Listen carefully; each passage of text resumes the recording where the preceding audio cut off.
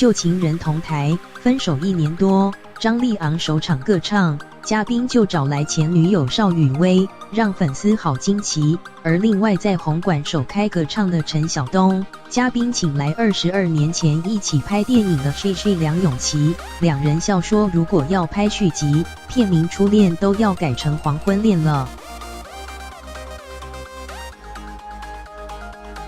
艺人邵雨薇 vs 张立昂，两个人怎么不成全两个人努力的陪衬？派入戏的亲吻，深情的残忍，穿着条纹造型搭配衣服，深情对唱。两个人，张立昂首场歌唱，竟找来前女友邵雨薇担任嘉宾，歌迷难以置信。艺人邵雨薇 vs 张立昂，两个人应该看到我们同台，应该是傻眼比较多吧？我跟你说，连我自己都傻眼。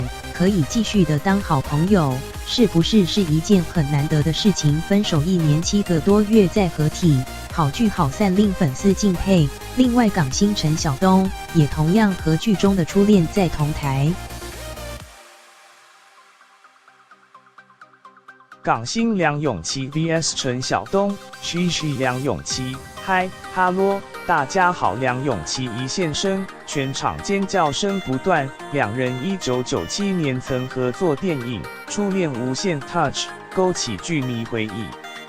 电影《初恋无限 Touch》，如果我们拍续集的话，大家会不会想看？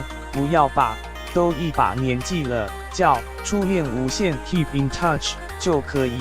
不是，如果真的要拍第2集，就不能再初恋，我们现在要拍黄昏恋了。梁咏琪笑翻观众，对陈晓东的幽默提议直说不要闹了。